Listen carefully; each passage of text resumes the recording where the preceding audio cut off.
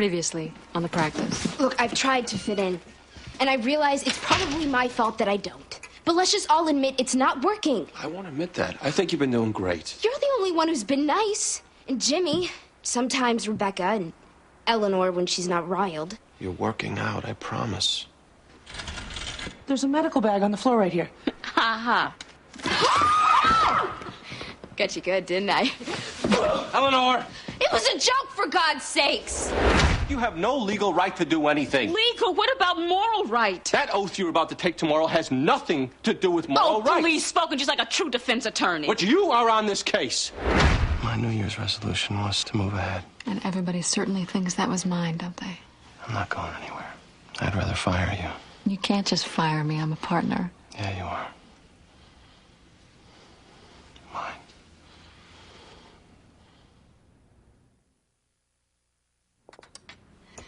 Okay, manicure, 3 o'clock. Pedicure, 3:30. Facial, 4:15. Full body, 5. Then we go to hair. I have been so waiting for this day. You still think we can get out by lunch? I've just got my PC on the boat, guys. Should be done by 11. Jimmy's case? Yeah, we've already made a deal on manslaughter pending probable cause, so... You think I should have a softer look? What? I'm thinking of going softer with my hair. I'm told juries are finding me a little harsh. You think I should go softer? Well, Helen, I mean, your style is kind of, you know, queen bitch killer bee. Doesn't harsh go with that? Why, yes, Lindsay. Harsh would go with that. You win almost all of your cases. What's to change? Well, I wouldn't mind getting asked out on a date. But if you go with a softer look, you might get hit on by nice guys. Yeah? You don't want a nice guy. You only like crazy guys, or at least a guy that can make you crazy. That is so untrue. Name one guy you've been with that didn't have some dark, twisted... Bobby. And it died quickly. And not because he was a nice guy, because you were sleeping with him. I wasn't sleeping with him. Oh, and That not was before much you, Helen. We got together before. with him. I like nice guys. Helen, you like twisted guys. Is that really true? Well, you think I should see somebody about it? You might. Know any dark, demented, twisted shrinks? Take you a day, 2 tops. Okay. Nice Lou Jack, Eugene. It's not a Lou Jack. What's a Lou Jack? Lindsay turfed it to me. She's having a maintenance day. What's going on? Oh, Lindsay's maintaining. She turfed the case to Eugene. Now he's Lou Jacking Rebecca. I can't find my day planner. What's a Lou Jack? It's when you dump a case you don't want onto somebody else. It's a prelim. It's a good experience. Lou Jack. I left it right here That's on not this even a word. Show me where it says Lou Jack in the dictionary. It's okay. I want to do this. Let me guess. This is a drug prelim? Possessions of a controlled substance. Lou Jack. Where you going? Well, PC on my life jacket killer. I thought you pled out. Only assuming they make PC.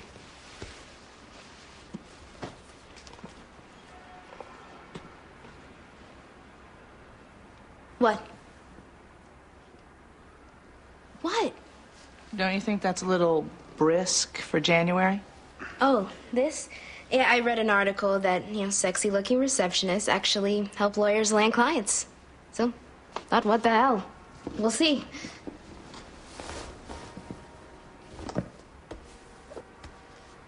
What? Well, there's sexy Lucy, and then there's, Slut? I'm not a slut. I didn't say right. you were one. Yeah, I can show you the article. Dolly Young, Dolan, slut, front. Hey, slow down, Bob. I'm only using one ear. Bite my head off. Bobby, he says he's a friend. Hello? Ted. Okay. Oh, okay. Slow down. When? Okay. Okay. Are you sure she's dead? All right. No, don't call anybody. I'll be there. It'll take me 20 minutes. Just wait right there. Joey Herrick, right? He's dating again. Not Joey Herrick. Eugene, you free? I can be. I'll fill you in on the way. Well, what about me? Who's gonna fill me in?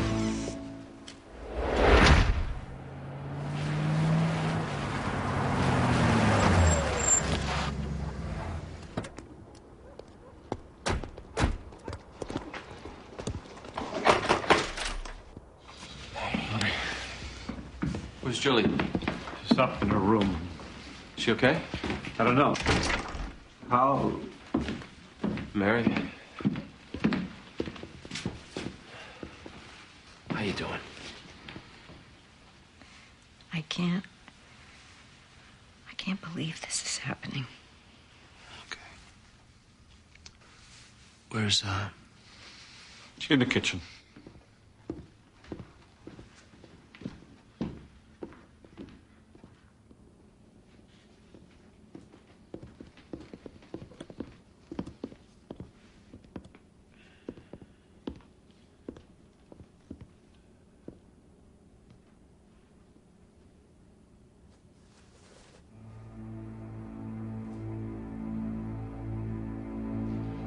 We didn't even know she was pregnant.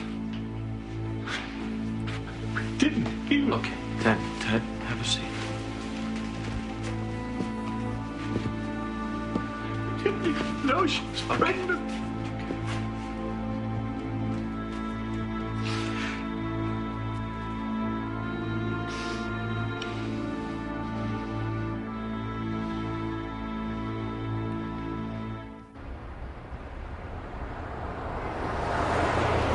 It makes no sense to waive probable cause, so I want to go through with it, but it's pretty much pro forma. We'll cop to manslaughter right after. And you think 3 years? No record, good behavior. I don't see any reason why not. You're a good lawyer, right? I run hot and cold. I was just walking down the street minding my own business, and that cop, he just stopped me. No reason. But the drugs were yours. 2 tiny packets in the watch pocket. No way he could tell. For the prelim, all they have to establish is that a crime has been committed. But they just can't go around searching people for no reason.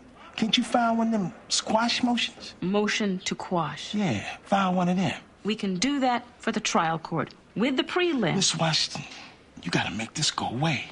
With my priors, I'm facing serious time here. Wouldn't that be incentive to give up the drug life? That cop stopped me because I was in the wrong place at the wrong time with the wrong color skin. You gotta help me.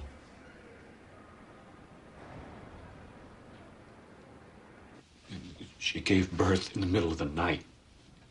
In a room. She was alone. Yes. And you didn't hear it? No. God, I still can't believe. It's like I'm talking about. When did you first see the baby? This morning, I was coming down the stairs, and I suddenly heard a scream from her room. Like I've never heard her scream. I ran back up. She was holding a baby.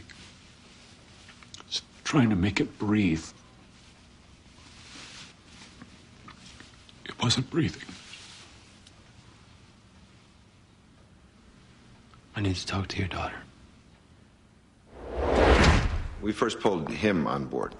The defendant. Yes. He said there had been some kind of explosion on his fishing boat. It sank, and he and his partner, they had been in the water for almost 3 hours. Did he say anything else? Said his partner was still out there, and then one of the crew members of my boat spotted him, and we pulled him on board. Could you describe his condition? Bad. He was bleeding from a head wound. He was near death. Did he tell you how he got the head wound? Objection. Overruled. He said the defendant wanted the life jacket, and that the defendant hit him over the head with a piece of wood and removed the life jacket and put it on himself. And did he say anything else? No, he got kind of groggy. He died as we were heading back to shore. The parties stipulate that the cause of death for Mr. Terrence was a hematoma caused by a fractured skull, that's all. Mr. Belluti? He said Mr. Forbes hit him with the wood. He referred to him as David. David hit me and stole my life jacket. That was basically it. Okay. I think that's all, Your Honor. Your Honor, 1 second. I'm co-counsel with Mr. Belluti. I'd like to confer. Make it quick. Is that their whole case? Well, they removed fragments from his head that matches the wood he was clinging to. He could have got hit during the explosion. Has your guy talked? No. He's hit? Well, 3 others on board also heard what What's he... hearsay? Dying declaration, Lindsay. Can I try something? Be my guest. Who's she? Mr. Brown, when you pulled Mr. Terrence on board, Did he say anything about his condition? Just that he knew he was hurt real bad, pointing at his head. Did he say anything to you that indicated he knew he was going to die? I think he knew pretty... I'm not asking what you think. Did he indicate any knowledge on his part that he was about to die? Not directly. And did you say anything to him? Did you try to comfort him? Yes. Like how? You know, hang in there, we'll get you to the doctor. So you were trying to give him hope? Yes. I certainly didn't tell him to give up. So it's possible he thought he might live. I guess. Sure. Your Honor, I move to strike all of this testimony. It's hearsay. The dying declaration exception doesn't apply unless the declarant knows he's dying. They haven't made a showing that he did. I think he did know. Excuse me, sir. Ms. Gamble, have you got anybody else? Do I need anybody else? I wouldn't stop here. I can get another witness in here after lunch, Your Honor. We're adjourned until then. Nice. Helen, we have to take the shot. There goes our manicure, Lindsay. We'll be lucky now to make the facial. See ya.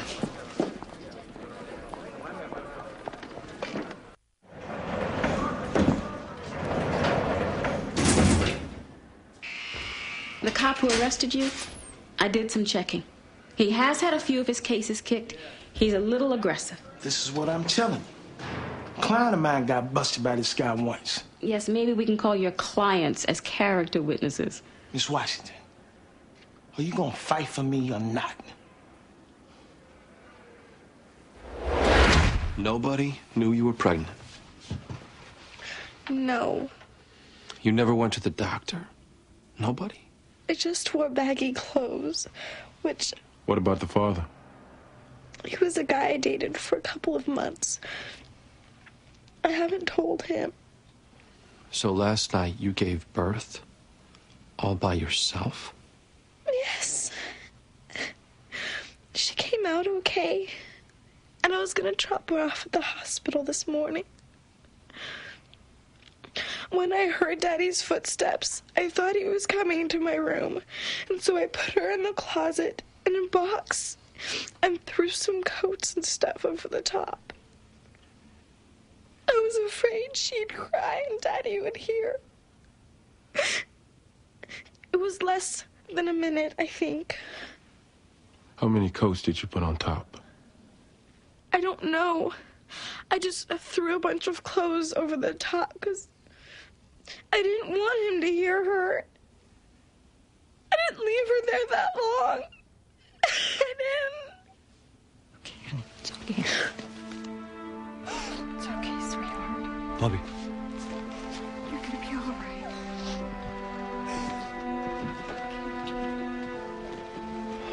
I can't let this destroy the rest of her life. I need you to advise me. If we don't go forward with this, what do I need to know?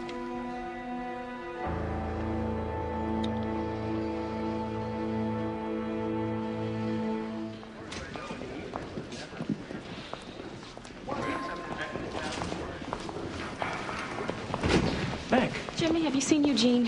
He said he'd be here to back me up. I got a prelim in about 20 minutes. The drug case. Have you heard of a cop named Alan Gill? He's the arrestee? You know him?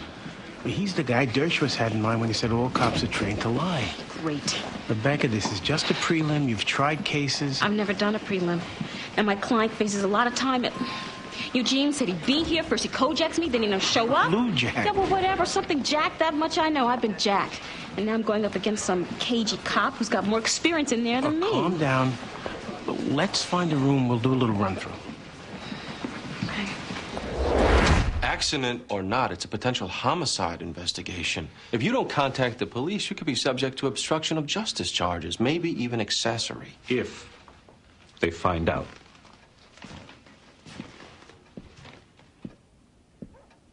Yes, if they find out. What's done is done.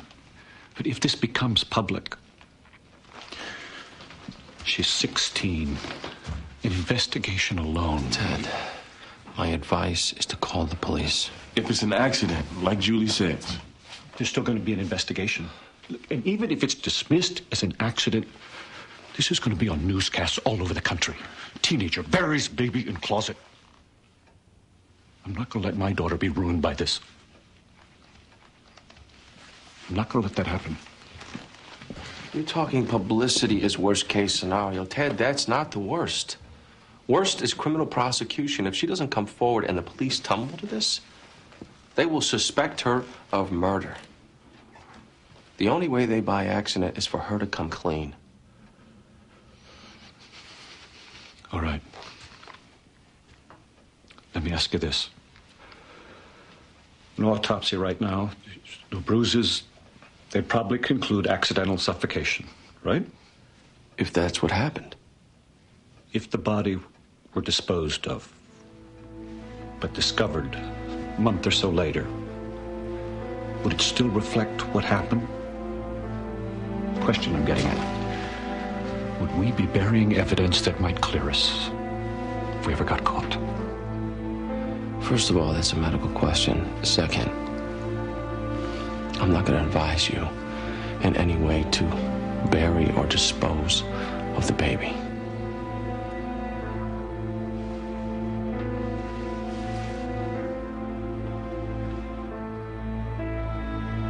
I need to talk to my wife.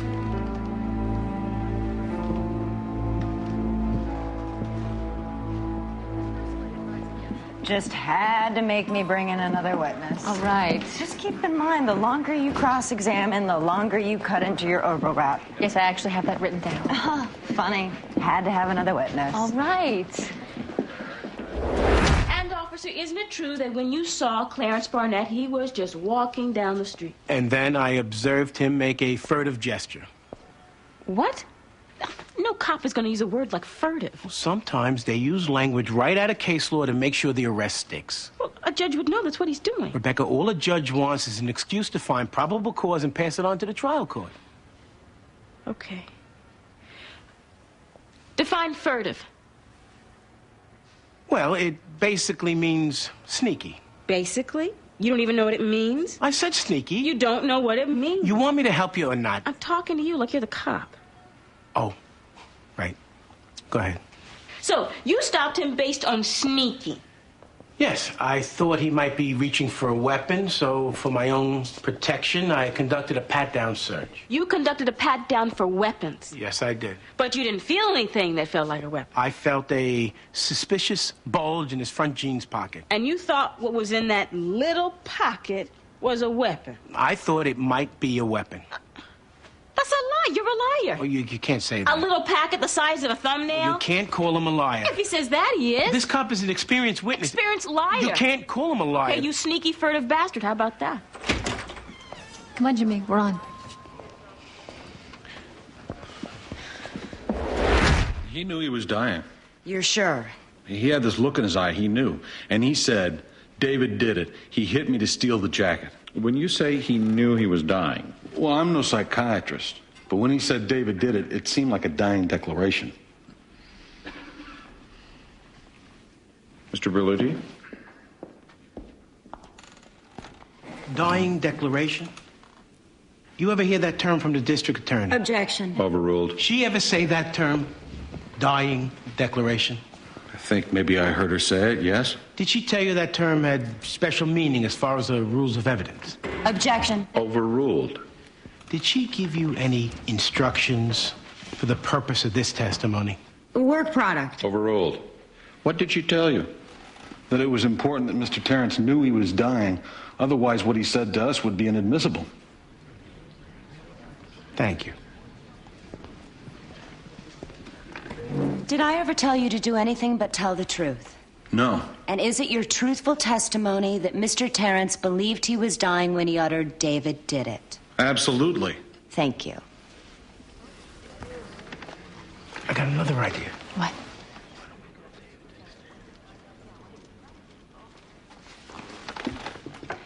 Your Honor, the defense would like to call David Forbes. Really? We'd just like a 20-minute recess to confer. Okay. Back in 20.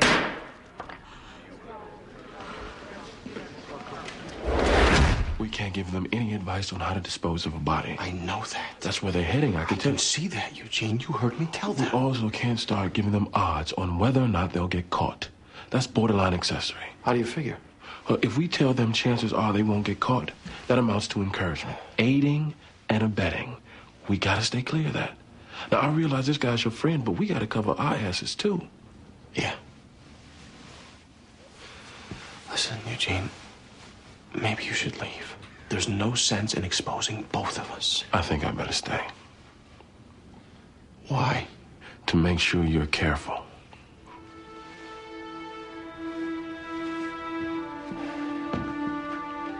And by the way, there's a dead baby in the kitchen.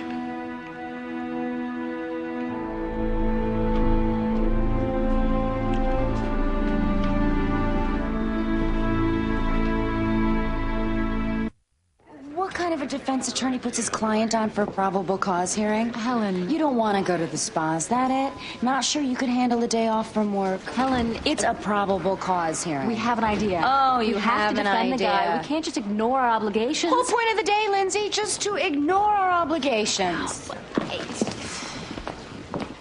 Angry. We've discussed it. We realize that by not going forward, it's illegal. But the child is already dead. We can't bring it back. What we can do is protect Julie, who is also a child. The alternative, she would live the rest of her life under a microscope, as well as a stigma. If it backfires, she could spend that life in prison. Only if she's found out. And the people in this room are the only ones who know. Is that true? Yes, What if the father knew somehow you were pregnant? he didn't. You sure? Bobby. What about all your friends? Could somebody have seen you take a shower? Nobody knew. Well, that better be true. Otherwise... Bobby. It is. You never told anybody on the internet? You never wrote a letter to Dear Abby? No. We've covered all these questions with her, Bobby. How much clothing did you pile on top of the baby? Why are you... Ted, if this somehow does get out... It's not going to get out. What if she has a breakdown? What if you do? I'm just trying to get an idea of negligence versus recklessness. How much clothing? A few coats, some dresses. How long was she buried for, do you think? Not that long. I uncovered her as soon as I came back into the room. I went straight to the closet and took them right off. What do you mean when you came back into the room? When did you leave the room? I went to the bathroom. How long were you gone? What difference does this make? Why did you first say you hadn't left the room? Stop beating Well, her. I need to ask some questions. Did somebody else go into that room? No. Well, how do you know that if you weren't in the room? I was only out a few minutes. I came back, and she was dead. Did somebody else go into that room?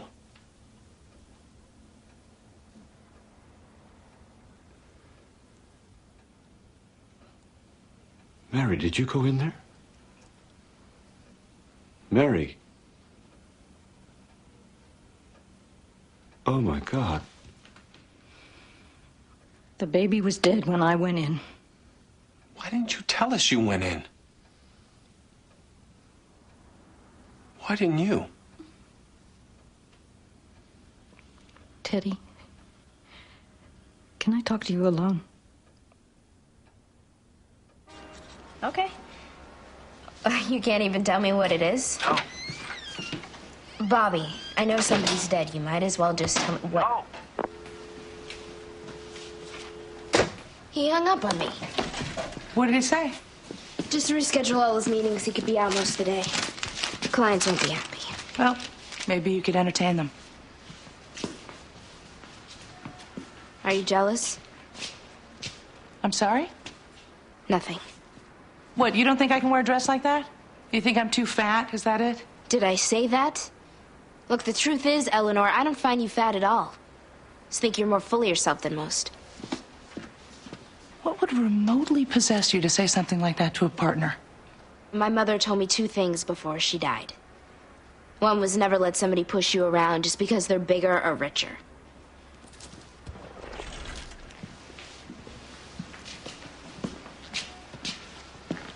What's the other thing she told you? If you're ever in an argument, you can always trump with a dead mother. I was too tired to swim. First, I kind of grabbed onto Terry. You know, hold on. but the life jacket wouldn't keep us both up, and he kept throwing me off of him. I said, let's switch off wearing the jacket, but he just said no. And then what happened? Well, I was about to drown. I was holding on to this one piece of wood, which couldn't really support me. I kept swimming to Terry. He kicked me away. I think we were both scared of dying. But at some point... I told him I saw a boat, which I didn't.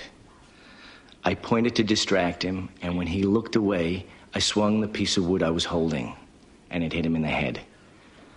I hit him 2 more times till he was half out. Then I peeled off the life jacket and I put it on. It was actually about 10 minutes later that I did spot the rescue boat. Thank you. That's all. Ms. Gamble? Nothing, Your Honor. Okay, I'm finding... Excuse me, Your Honor. I know this is extremely unorthodox, but in the overall interest of judicial economy, I would like to be heard on duress. What? That's an affirmative defense, counsel. I understand that. But if a district attorney or a judge knows a case won't make, it really should be dismissed. I would just like to be heard. 10 minutes, please. 10 minutes. Some time to prepare. 1 hour. Then the defendant, Clarence Barnett, approached me. What were you doing at the time? My partner and I had just placed another person under arrest when Mr. Barnett walked up to us. And what happened at that time? Mr. Barnett handed me 2 clear plastic packets of suspect cocaine and stated he wanted to turn himself in. He wanted to turn himself in? Yes. Were the packets you recovered from the defendant sent to the crime lab for testing and analysis? Yes, they were. And to the best of your knowledge, did they test positive for .23 grams of cocaine? Yes, they did. Thank you. Nothing further. Tender the witness. Ms. Washington? Just walked right up out of the blue. That's what I'm saying. And prior to him approaching you, as you allege, you hadn't observed him engage in any illegal conduct. No. Didn't observe him with any drugs. No, I didn't. He just walked right up to you. Yes, he walked over and handed me 2 packets of what appeared to be cocaine. And said? Officer, I have drugs, and I want to turn myself in. Didn't tell you he killed JFK. Objection. Sustained. Walked right up. On his own accord. Let me make sure I understand what you're saying, even though you've said it 3 or 4 times. Mr. Barnett just walked up to you as a good Samaritan and turned himself in without any prior conduct on your part? Yes. Mr. Barnett, you're free to go. Your Honor. Counsel.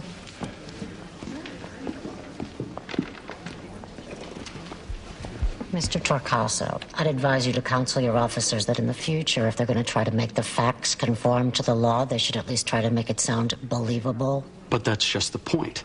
If he wanted to lie, he could easily have come up with something that sounded more plausible. It's so outlandish, it has to be true. Or maybe he thought of that. Be glad I don't find misconduct. Just walked right up.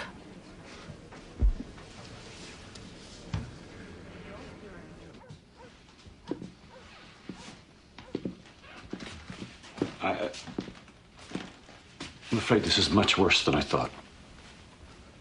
Mary killed the baby. She thought I was the father. What? When Julie wouldn't tell her who the father was, she suddenly thought it was me. Don't ask me to explain how. Have you? God, no. Never. Of course not. How could your wife think that you were the father? I don't know. She's been battling some depression. But to think... So I don't know. I think she's having some kind of breakdown. What do I do now?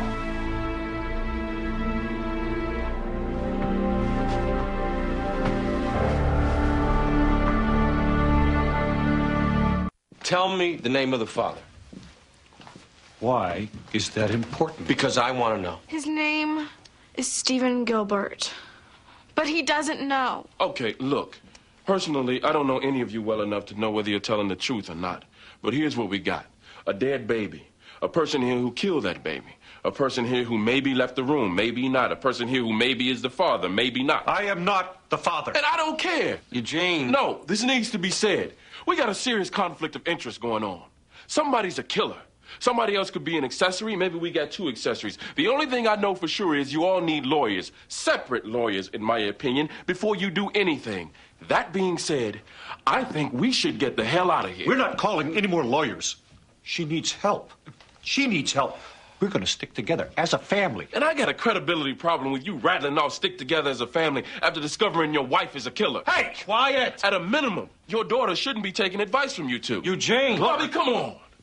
These people may be your friends, but this girl needs independent counsel from them. I don't need to hear from you. What is best for her? Look, this is undue Why don't influence. you just get and the as hell members of the out law, of here like you want to do? Leave us alone! Leave you alone? You murdered a baby. You killed a baby and you want me to leave you alone? Eugene, I will pray to God tonight that you rot. She was an innocent little girl. Shut up! This isn't gonna bring back Tia. All this fighting, it isn't gonna bring her back. Tia? That was her name.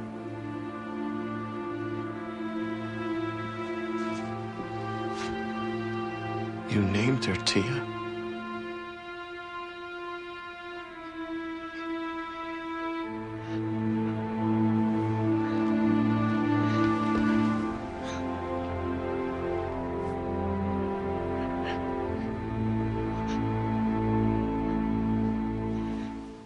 David Forbes had a legal right to kill John Terrence. A legal right, duress? He was drowning. He asked Mr. Terrence for the life jacket. He needed the life jacket. Without it, he was about to drown. First of all, as I said, it's an affirmative defense. I'm hardly going to make a ruling at a probable cause hearing. Second, you're saying duress excuses murder? Without admitting my client attempted or committed murder, he only wanted to get the life jacket, yes. Duress can justify murder. I've pulled up a quick list of citations. Duress excuses the infliction of evil in certain circumstances. Where it's one against one and your life is on the line, a person is legally permitted to choose himself over another, even if it means committing an evil act. That's what happened here. It's beyond dispute. David Forbes was drowning. He whacked Mr. Terrence on the head, took the life jacket to save himself. This is a defense to be made at trial. Well, I agree, but these facts are uncontested. The judge and DA have duties not to proceed with prosecutions that can't be made, and this case can't be made. I can make it. Oh, come on, Helen. You just want to make your Swedish deep tissue. Objection! You can't make this case. It's one-on-one in the middle of the ocean. This is classic duress. And in the interest of judicial economy... All right. I tell you what, counsel. Let me consider this. That's all I'll do. What? I just said consider. Give me an hour. There's nothing more we can do here, Bobby. Nothing more we should do. I told them we'd wait. Maybe they'll do the right thing. What will you do? What will your daughter?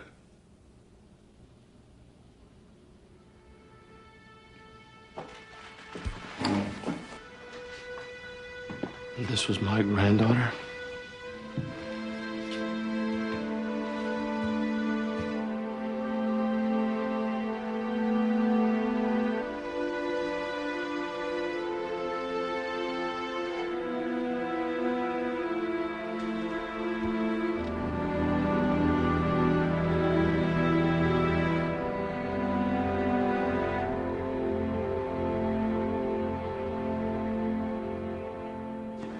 So I'm like free now?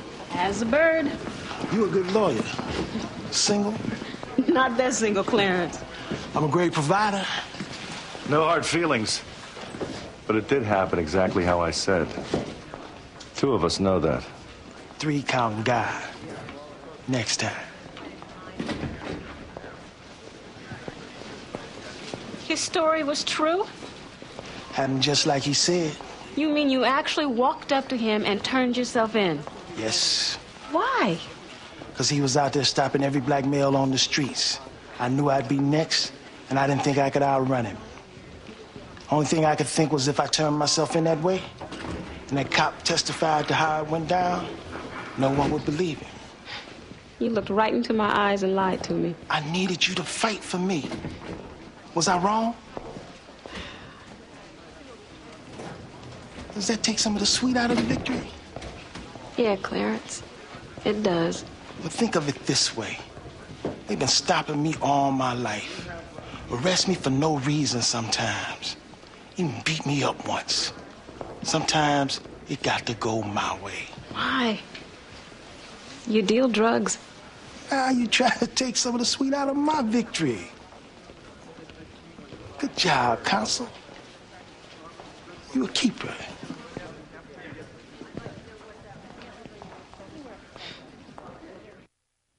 What are you gonna do? Bobby, I'm gonna take you off the hook, okay? We're gonna sit as a family. We don't need you two anymore. Thank you for... Ted, you're emotionally shattered here. You can't be deciding. This is a family issue now. I really need you to leave.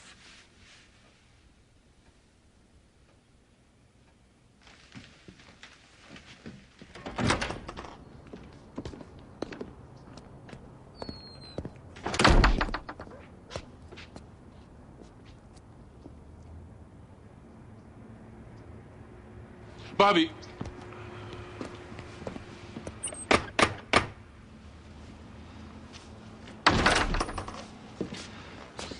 St. Thomas's Church on Commonwealth. You're gonna bring the baby there. Bobby, I asked you here. This isn't legal advice, Ted. It's a threat. That little girl has a name. Tia. She was born, and she'll have a funeral. You take her either to the police or St. Thomas's. There's a side door. You can drive up after dark. You won't be seen. I know for a fact there's no security cameras. I'm in the process of raising money to get them. You leave her there at 7 o'clock. I'll do the rest. Bobby. Otherwise, I report you, Ted. Trust me on this. I'm willing to lose my license.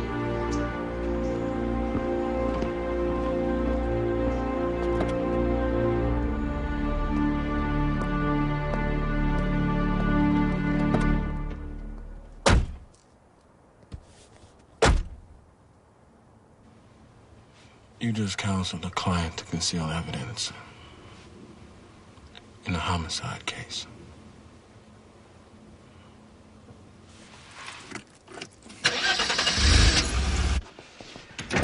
Look, Helen, can I call you Helen?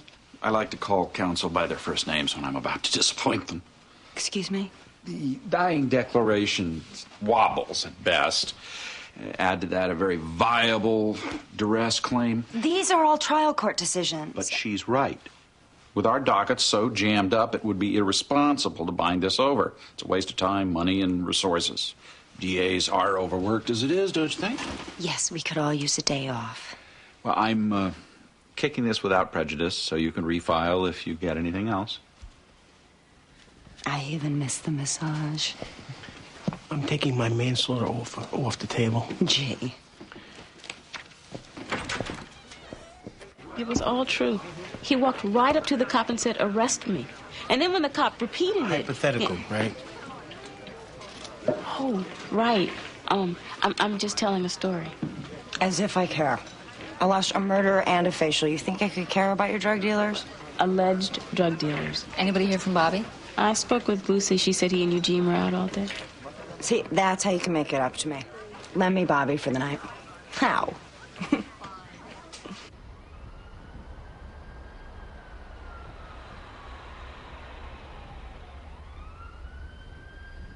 Can you believe we're out here sitting doing what we're doing? 7 o'clock. Maybe they went to the police. It was me, Eugene. If this gets out, anything I advise to conceal, it's just me. And when they asked why I was sitting here? You tell them the truth. You're just making sure I don't do anything more stupid.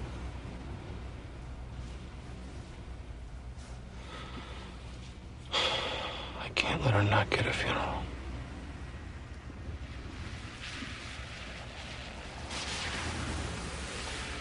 Looks like she'll get one.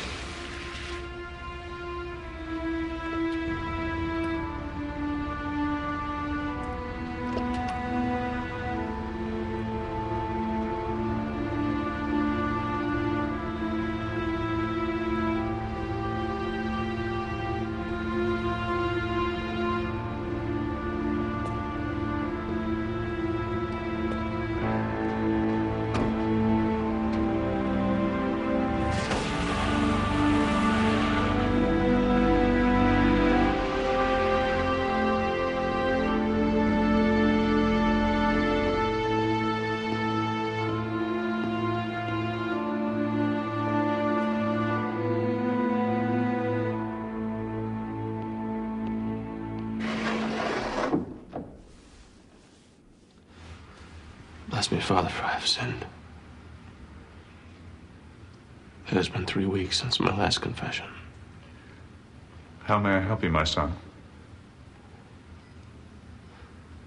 There's a little girl. Her name is Tia.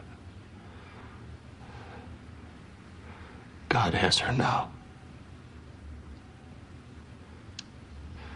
And so do you.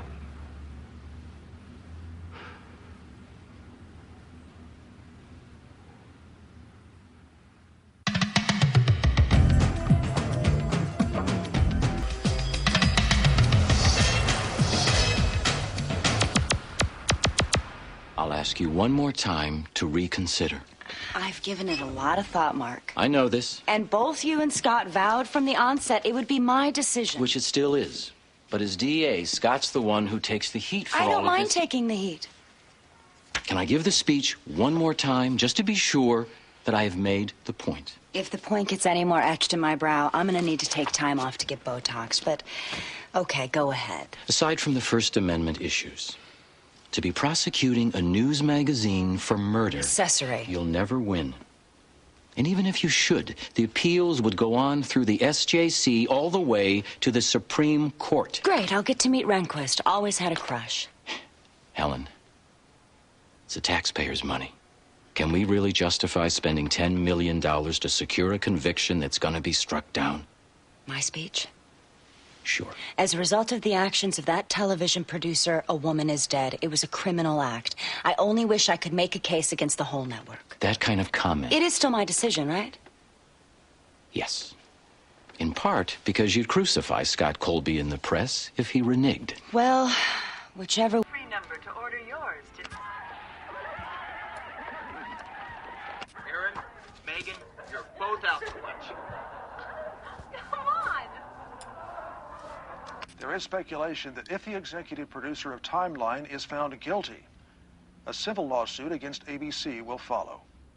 Many think the district attorney is prosecuting the producer first, hoping an accessory conviction against him will bolster chances of getting a murder conviction against the doctor. You're actually doing this. Prosecuting a news producer for murder. Accessory. Accessory to murder. Which he's guilty of if he encouraged it. Well, this will certainly give you your 15 minutes. You think that's what this is about? No.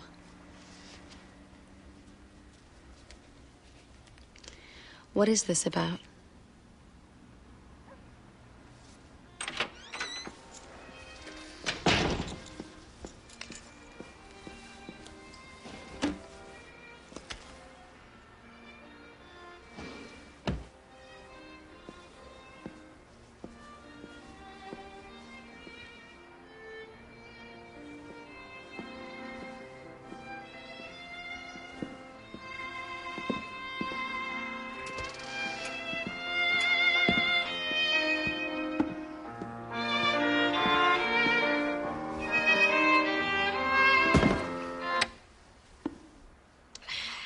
I won't tell. But if I were to tell, what would I say you were doing? I'm taking some ballroom dancing lessons. My son has these dances, so I want to teach him. First, I have to learn how. I can ballroom dance. I could teach your son if you want. I really wouldn't mind. Are you any good? Did you announce yourselves as police officers as you entered? Yes, we did. We yelled, "Police, freeze." The next thing, he was shooting. The defendant? Yes. I was wounded in both the shoulder and the leg. The warrant was for the house next door. Yes. You made a mistake. Yes, but that doesn't mean... Thank you, Detective. You answered the question. Now, when you charged into the wrong house, almost instantly, my client began shooting. Yes. Immediately. Yes. And your men returned fire. Yes. Wounding my client. Yes. He was shot 3 times. I believe so. You basically charged into the home of an innocent person. Shot him 3 times. Objection. Sustained. That's all I have. We'll take a break until 1 o'clock. Mr. Donnell, I'll see you in chambers in a minute. For the record, I won't allow any more arguments in question form.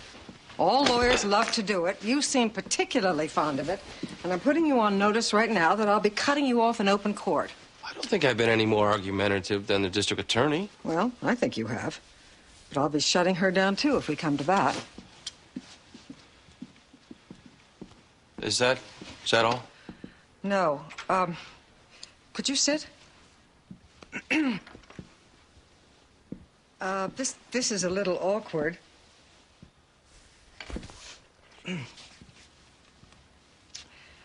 I take pride in adhering strictly to ethical obligations. And as gray as this is... What's going on? It has absolutely no bearing on this case. Well, I suppose the easiest way for me to say it is for me to just say it.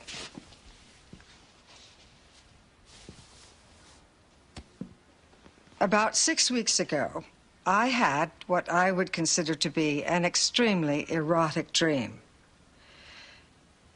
And you were in it. I won't go into the details, except to say that you were quite well represented. The problem is that I shared this with Judge Hiller. She and I are friends, as you know. You told Judge Hiller? Oh, she's more of a sport than you think. We had a couple of schoolgirl chuckles. Anyway, as you also know, if there's anyone more insistent on ethical obligations than I, it's Zoe. She came here yesterday, and she said, given that I had a sexual fantasy involving one of the lawyers on a case over which I'm presiding, I should perhaps recuse myself. Now, I thought the idea ridiculous, and I said so. But as she pointed out, a judge has the duty to avoid even the appearance of impropriety. Now, it has no influence on this case, but I felt that perhaps I should bring it to your attention, and if you feel that I should recuse myself, I will. But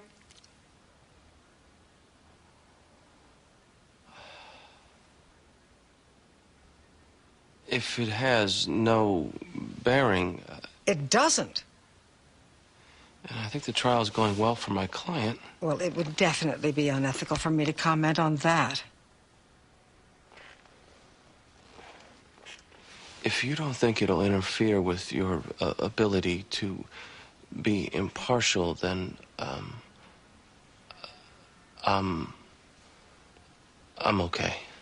Fine. That's all then. Bobby, this, of course, is extremely sensitive, not to say embarrassing. If you would mind not telling anybody.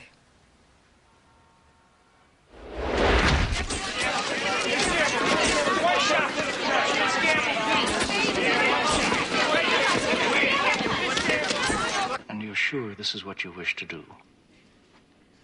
Yes. And God is sure.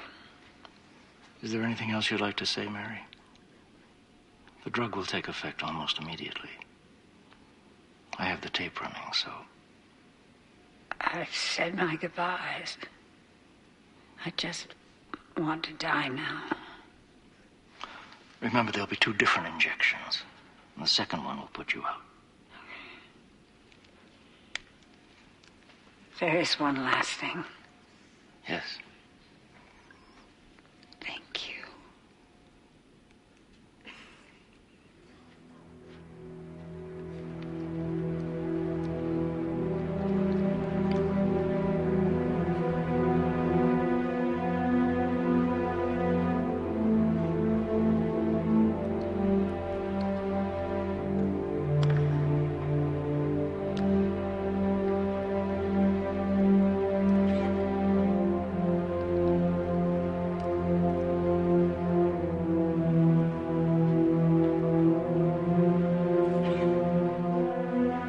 That was it.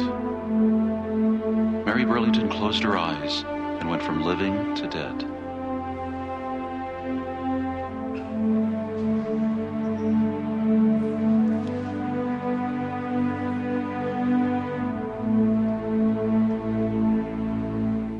How long have you been a producer on Timeline? Almost 3 years. And in your capacity as producer, did you have the occasion to meet Dr. Ryan, the physician featured in the tape? Yes. He came in for a meeting in November of 1998. Who was present in the meeting? Myself, Dr. Ryan, and John Matlin, our executive producer. Could you describe the context of the meeting? Well, Dr. Ryan had just recently been acquitted for the 3rd time for assisted suicides. He was basically proposing that he be the subject of an in-depth interview, a profile sort of thing.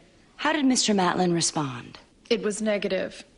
He said the physician-assisted suicide thing was a tired issue, and unless there was a new spin, he wouldn't be interested. He also felt that Dr. Ryan was just trying to promote his quest. So he said no? Yes. But then, as Dr. Ryan was about to leave, John said, "You don't have any of these assisted suicides on videotape, do you?" What did Dr. Ryan say to that? He said no, but I could see his wheels spinning. Objection. Sustained. Jury will disregard that statement. Miss Kramer, could you describe the tone of Mr. Matlin's question to Dr. Ryan as to whether there was a tape? In my opinion, it was the equivalent of a suggestion. He was basically saying, if you have it on videotape, we'd be interested. Objection.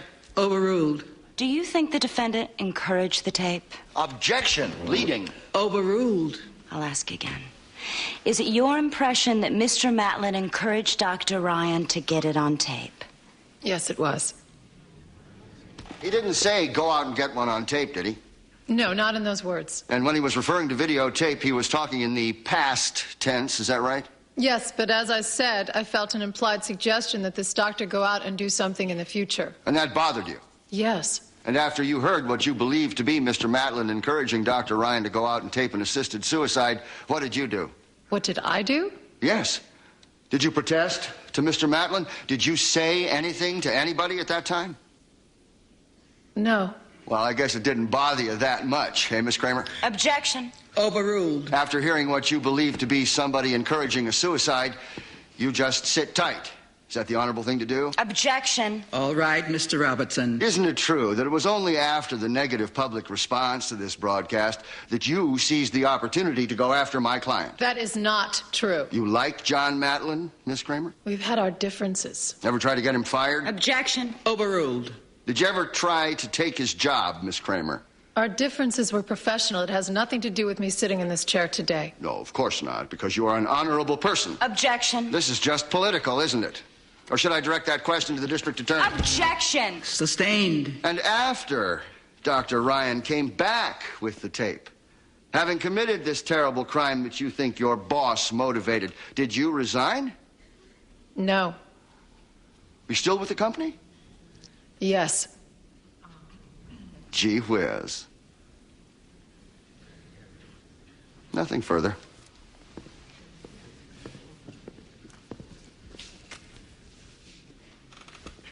You're calling the doctor? I have to. This case will be tough enough without relying on a hostile witness, don't you think? I have to establish that a crime was committed, otherwise I can't make accessory. But why should the doctor help? He goes on trial himself next month. He doesn't care if he gets convicted. He's a martyr. Helen, he's a hostile witness who could destroy your whole case. Let him try. What is with you? I heard that.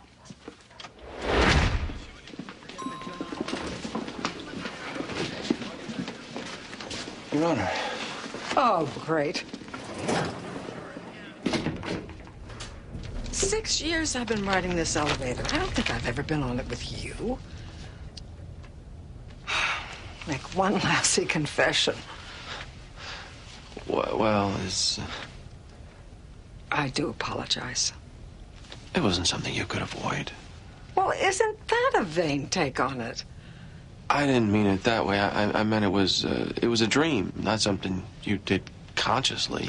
It's just, it was so vivid.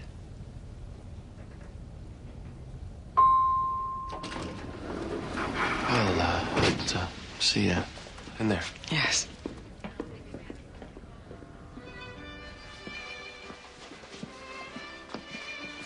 That's it. You should also listen to the music. I'm listening. It should be noticeable that you're listening. What's going on? Dancing lessons. He wants to learn, and I figure it's a good way I can get some extra time with him. That's it, Kendall. Excellent. He did not tell me to go videotape a death. Why'd you do it? Because I chose to. So it's just a big coincidence. The defendant says to you, have you got one on tape? And suddenly you choose to turn on a video recorder. Objection. This is her witness. A hostile witness. Who, nevertheless, should be allowed to finish his answers. I agree. You were seeking news coverage, weren't you, Doctor? I don't deny that. But it certainly played no part in my decision to participate in euthanizing Mrs. Burlington. And I take extreme offense at your suggestion. The issue of euthanasia, you feel strongly about this, don't you, Doctor? Yes, I do. You're passionate about this. Well, do you do anything else? Do you treat patients as a physician other than to help them die? You're passionate about this. yes. In fact, a segment on Timeline would be huge exposure for you in this issue, wouldn't it? That's not why. The question is, would a segment on Timeline be great exposure? Yes or no? Of course. Do you think your passion for this cause could have possibly made you slightly more inclined to put Mrs. Burlington to death? No. Objection. It was her decision, Miss Gamble. The tape clearly reflected that. Don't you think patients are influenced by their doctors? I will tell you, in this situation, like every situation, the patient was of sound mind and free will when she decided that she wanted to end her suffering. She was of sound mind? Yes. You think suffering people are of sound mind? Ever known pain to compromise a person's judgment, Doctor? That wasn't going on here. I heard her say on that tape that God was sure it was time for her to die. What did she mean by that? Well... Did you even bother to ask what she meant? Objection. Overruled. Or did you have to run out and kill somebody else that day? Objection. Miss Gamble. How long had you been treating Mrs. Burlington? Not too long. More than a year? No. A month? A few weeks. A few weeks. Can you say you truly knew this woman? I knew and trusted her decision. Doctor, don't you think you should at least know the person before you inject them with a fatal drug? Objection. Miss Gamble. If there was a cure for Mrs. Burlington, do you think she would have wanted to die? Probably not. But there was no cure. How many doctors did you talk to before concluding there was no cure? ALS is known. Did you call Johns Hopkins, UCLA, the Mayo Clinic? Did you do any research as to whether a cure or any experimental drugs would be viable within a week, a month, 2 months? It's my understanding there is no such cure or drug. It's your understanding, Doctor. Don't you think you should make absolutely sure before you kill her? Objection. This man is not on trial. She wasn't even in the final stages of ALS, was she? She could still talk. She was suffering. Do you have any experience with direct patient care? No, but... And you have no expertise with pain management, do you? You just kill people. Objection. Miss Gamble. That's why you'll be prosecuted next month for murder. Objection. Sustained. Miss Gamble, you're getting off track. Way off track. You lost sight of the track, Helen. Really appreciate the support, Lindsay. Helen, I'm not here to beat you up. Whatever your feelings for the doctor, this case is about whether that news show aided and abetted a murder. It's Matlin's state of mind that counts. Convincing the jury that Dr. Jekyll in there is evil won't buy a conviction against Matlin in his trial. And for you to be losing sight of that... This is about your grandmother. About you hating doctors for pulling the plug on her. I agreed to pull that plug. You didn't do anything. You were 17. This isn't something you should be playing out in that room. The defendant encouraged a murder. then keep it about the defendant. It's irrelevant. That's for a jury to decide. It is not, Gene. Relevancy is a bench call. The jury... And how about letting the bench make the call? I'll take it to Benny. If I think it's Your Honor, whether or not he had a valid gun permit, it doesn't make any difference. Then why are you so concerned? Because she's putting it in to make my client look like a bad guy. I'm putting it in to show your guy has a thing about guns. Oh, please. I'll admit it to Benny. If I think it's prejudicial, I'll strike it later. It's not a bill with much of a ding, counsel. Let's go back in. It's irrelevant, and you know it.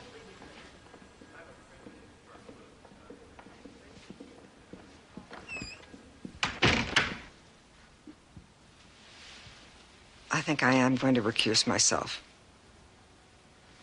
I keep thinking about you. Do you know what it probably is? It's that stupid cologne you're wearing. My husband wore that. We even buried him in it. Maybe I'm having a midlife crisis. Anyway. Well, it'll probably be a mistrial. Yes, I know. I'm sorry. Well, what reason will you give a mistrial at this point? It'll be on the record. I don't know. Maybe I'll say I've taken ill. Oh, what a mess. You know what Zoe said to me? She said, Roberta, your heart would never go anywhere uninvited. And then she said, are you sure he doesn't have a little crush on you? That's not the case, is it? Well... I don't mean to embarrass you. What? Is it so totally nuts, you and an older woman? No. You can be honest. I'm recusing myself. Have you ever fantasized about an older woman? Jacqueline Bisset. Jacqueline Bisset. And not me. Well, I mean, you're the judge. Even if I would never with the judge, it's probably the rope. Yeah. Well, I'm sorry for being human. We'll be getting you another judge. Okay.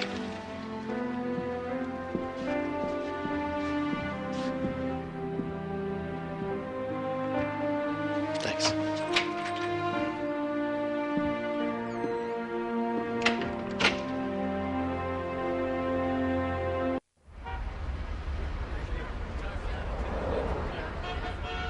The idea that I solicited that tape is beneath comment. And what exactly did you say to Dr. Ryan? I asked him if he had a videotape. Past tense. I never directly nor indirectly suggested that he go out and get one. Why'd you ask if he had a tape? I won't deny it might have made a difference. A man has a videotape of an act of euthanasia.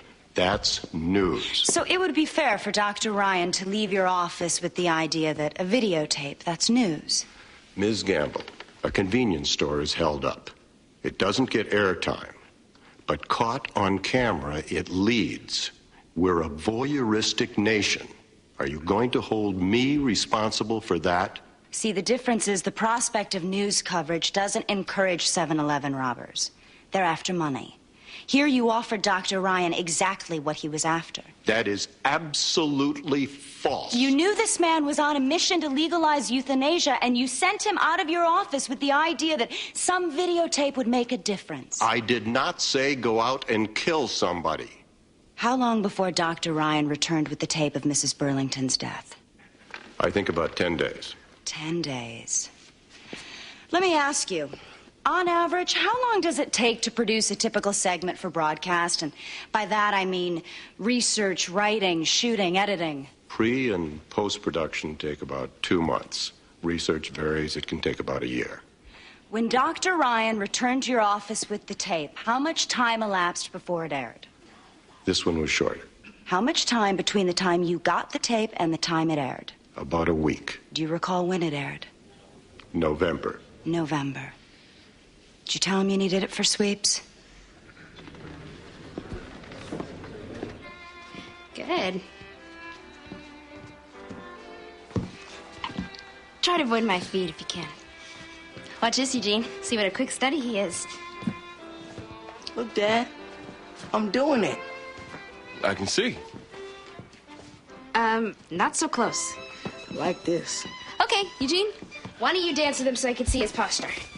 I don't want to dance with him. It will just be for a second. Kendall, you lead.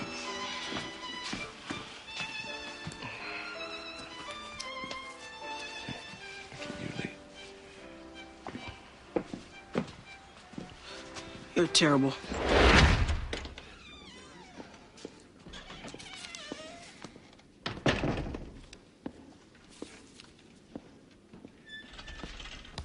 Ms. Ward, please call your next witness. Your Honor, ex-party sidebar. Quickly. What's going on?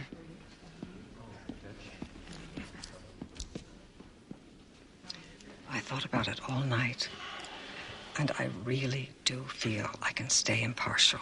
In fact, I know I can. And if you don't mind, I'd like to spare myself the embarrassment. Your Honor. Look, if you have even the slightest suspicion that my work is being affected by my hormones, bring a motion for recusal. I will take myself off.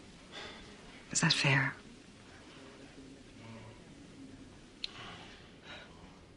I actually live right across the street. From the defendant? Yes. And did you ever see the defendant and John Marks together? Well, sure, they were neighbors. Friendly? Yes. Mr. Barton, did you have knowledge that Mr. Marks was in the drug trafficking business? Assuming facts, not in evidence. Sustained. The jury will disregard the question. Do you have reason to know what Mr. Marks does for a living? He deals drugs. How do you know this? He told me. And what else did he tell you? Well, I asked him if he was ever afraid of getting busted, and he said sometimes. But he could always hide his stuff at Bob's house if the police were ever... Objection. Hearsay. Move to strike that. Declaration against interest, Your Honor. Exception to the hearsay rule. What declaration? Mr. Marks said this in a context while admitting he was a drug dealer. Now, that's either an admission or it's a declaration against interest. In either case... That statement is so prejudicial and unreliable. I am overruling the objection. Your Honor. The objection is overruled. Sit down, counsel.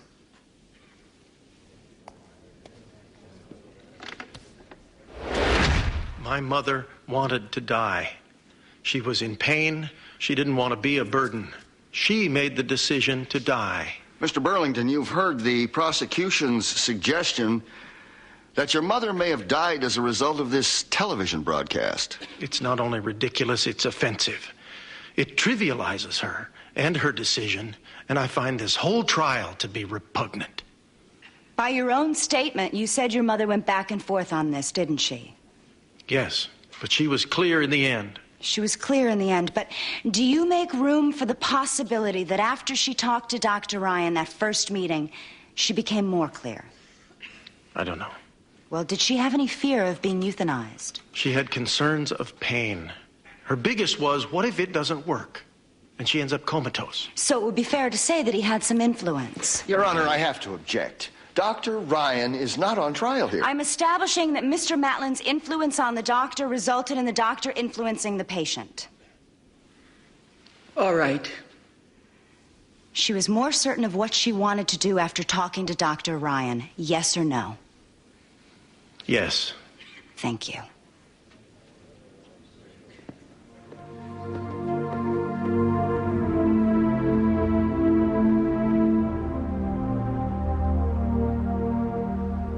What do you mean she hit on you? Well, While she's the judge on your case? She was going to recuse herself, and then she thought it would have no effect. Bobby. Well, I don't think it'll have any effect. What exactly did she say?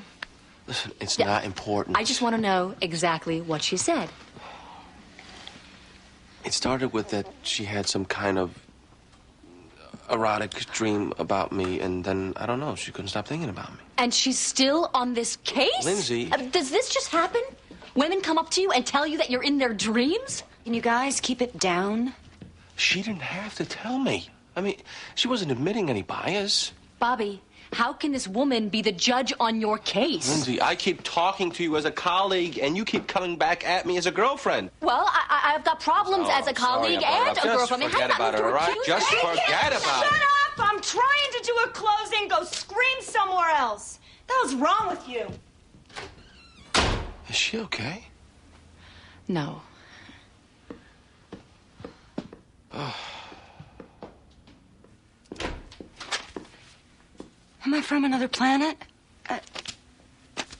The news, the press, they say I'm nuts to prosecute. My own boss.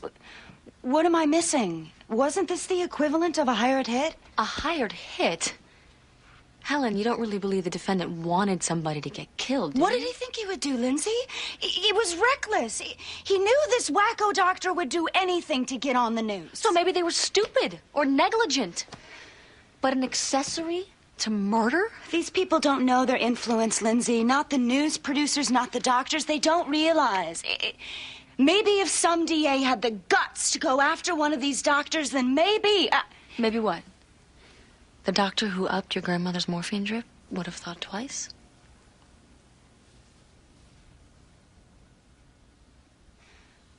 Old people, they're impressionable. Especially when they're sick. And when they hurt. And when a doctor says, hey, it's okay to die... Helen, at some point you have to let go of this.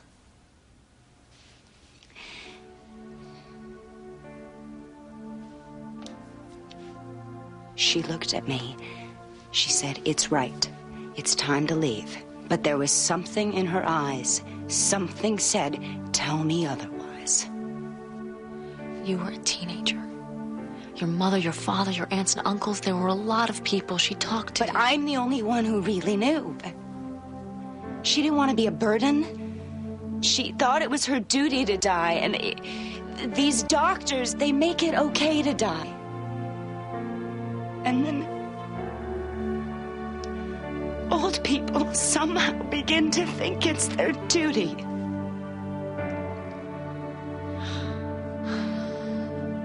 Whether that's true or not, that isn't this case.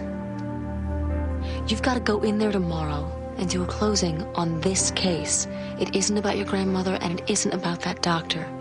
Helen, you're prosecuting a news magazine for murder. Do you get that?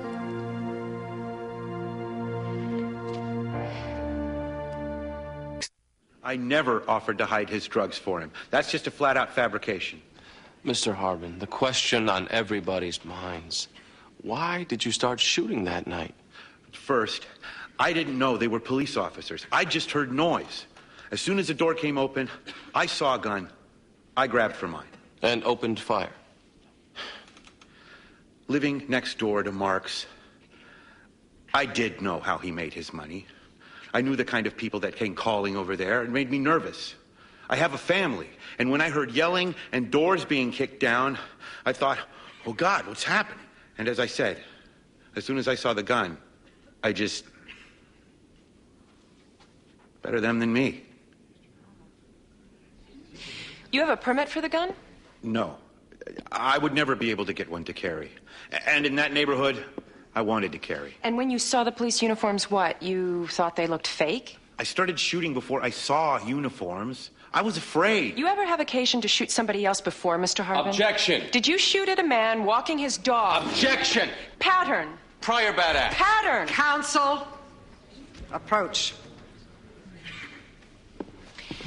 2 years ago, he shot at a man he claimed he thought was a prowler. Oh, come on, that's completely inadmissible. This man shoots first, claims fear later. I'm not going to allow it, counsel.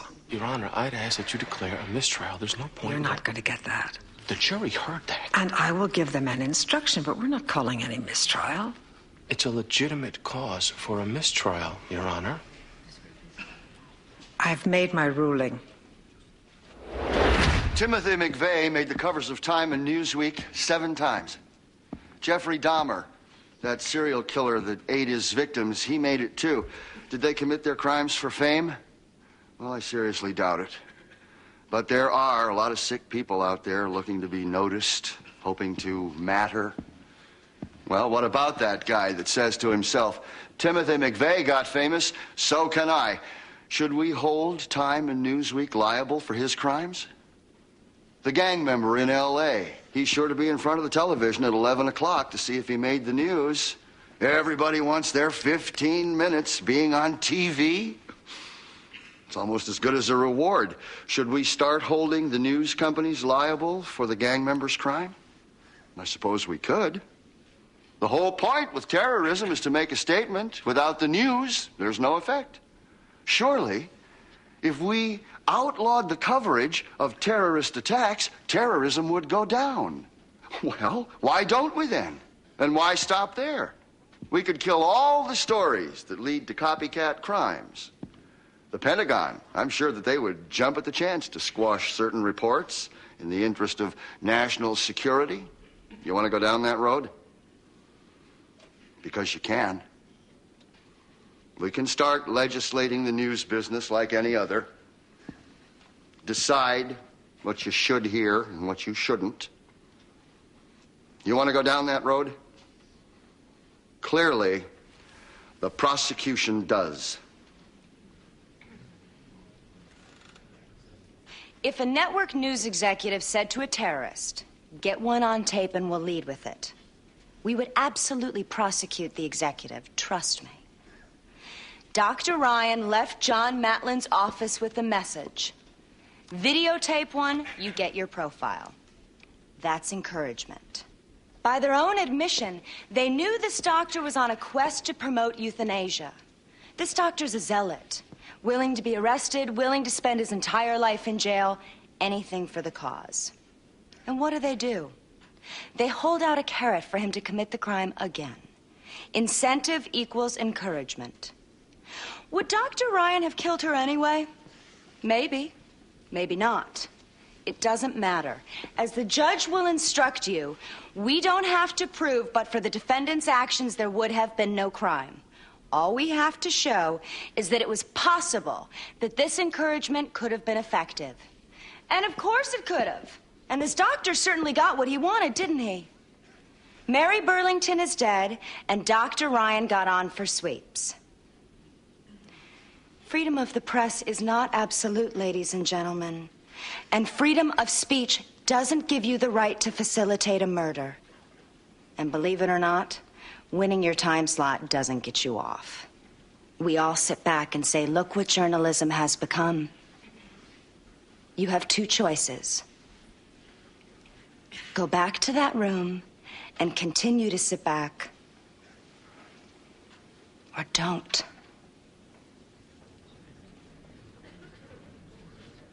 Aggravated assault? There's no way we can't jump at it. Those were police officers. But I panicked. Robert, you shot a detective. Add to that the statement that you hide the guy's stash. I never. But it's in evidence. And the jury heard about you shooting the dog walker. Listen, I've been doing this a long time. We should take the aggravated assault. The only reason it's being offered is because the DA is convinced she'll never beat us. But she's wrong. She'll win this. Are you sure? Positive.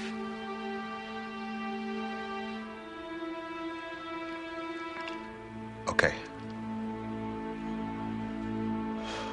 You didn't tell him? No. Should I? I don't think. None of her rulings were clearly in error. But they all went against you. Not all. She shut down the dog walker incident. She didn't let it come into evidence. Yeah, but like you say, the jury heard it. And she wouldn't give you the mistrial. But what judge would call a mistrial at this point in a trial? So you've got nothing concrete that she's doing anything wrong, aside from hitting on you. Right. But you can't be sure. Right. This is what you get by not getting her recused when I don't want to embarrass her. She's a good judge. It doesn't mean a male judge will admit with a that. grain of salt. Lover's spat. Sorta. How's it going? There's a verdict. Jury's back in 10. You said you teach him. I know, but it's just... But what? He's loving it. That's the problem, Eugene. He's liking it a little too much. What are you talking about? He kind of got excited. Well, what do you mean, excited? He grabbed my butt a little. He's barely 11. Well, he's a man.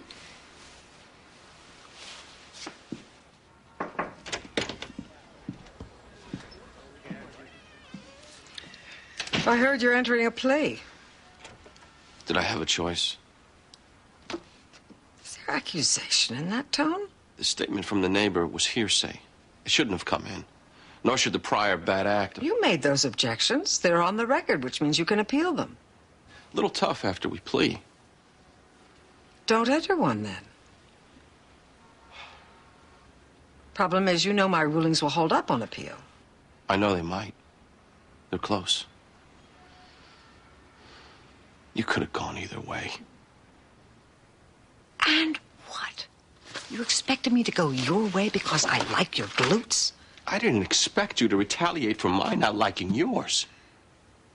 I can take rejection as a woman, Bobby, but I don't much care for being criticized as a judge. You erred as a judge by asking me out. Which I freely admit, but my rulings were legally accurate and completely independent of any personal feelings. I can never know that, can I?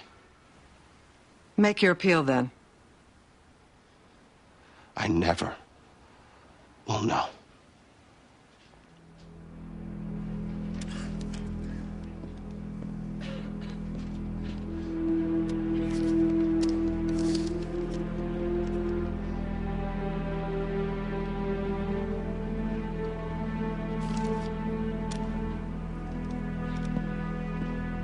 Has the jury reached the verdict?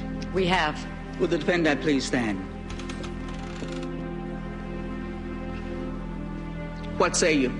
In the matter of Commonwealth versus John Matlin, on the count of aiding and abetting a homicide, we find the defendant, John Matlin, guilty.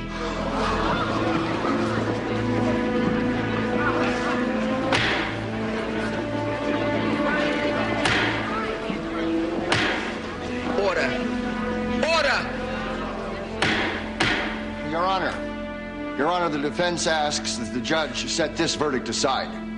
Denied. Bailiff, take the defendant into custody. The jury is dismissed with the thanks of the court. We're adjourned.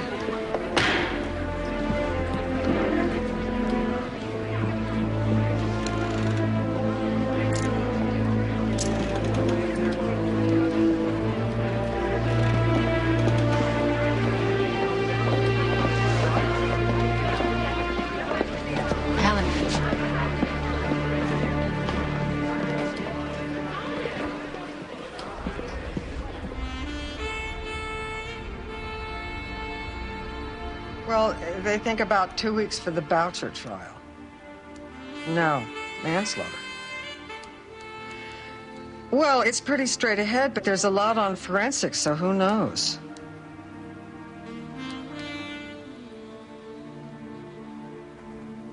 Yeah. No, that'd be all right. We'll put it on the calendar then. Really? No, I don't think so. Okay. Yeah. Bye-bye.